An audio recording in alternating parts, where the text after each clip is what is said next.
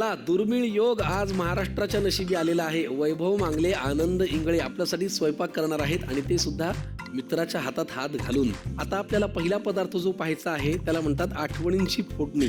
असा एखादा पदार्थ ज्याच्याबरोबर तुमच्या काही आठवणी असतील, जो खाल्ल्यानंतर तुमची मैत्री अजून जास्त फुलते, वाद झाले असतील तर ते निवळतात. अशा आठवणींच्या पेटीमध्ये तुमच्याकडे काय आहे? आज आम्ही आंबाडीची भाजी आणि ज्वारीची भाकरी वा वा.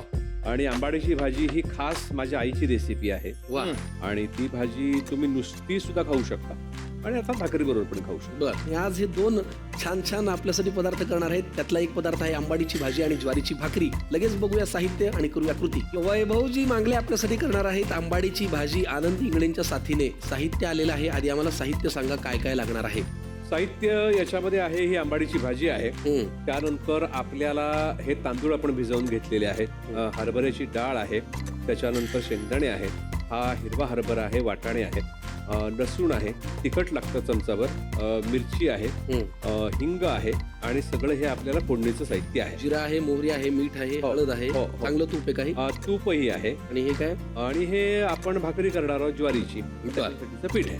ठीक आहे, आंबाडीची भाजी. येस, कमाल. पहिली कृती काय आपली? पहिली कृती आहे ती आपण आंबाडीची भाजी शिजवून घ्यायची आणि ती शिजून झाली की ती घट्ट पिळून घ्यायची. म्हणजे त्याचा जो अधिकचा जो आंबटपणा आहे तो सगळा निघून जातो. त्याच्यामध्ये आपल्याला पाणी लागेल. बर, आनंद सर बोला. पेटवण्याचं काम तुम्ही करा. हो, ते झालंच. ही अशीच कामं मला आतापर्यंत. बरं वैभव सर, त्याला जरा उकळी येईपर्यंत किंवा ती पानं छान शिजेपर्यंत पाण्यामध्ये एखादं गाणं ऐकवा ना प्लीज. अरे बापरे. आनंद सरांच्या आणि तुमच्या मैत्रीवरती काही गायला तरी आम्हाला आवडेल. हा, तोच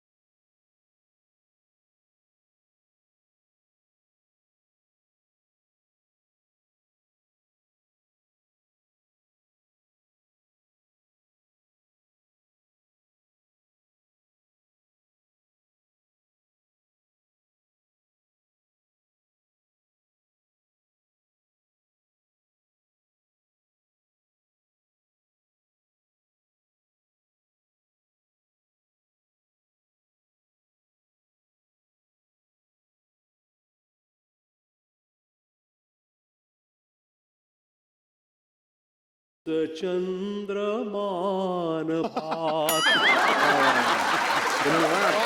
तुमच्या विनंतीला मान देऊन तुम्ही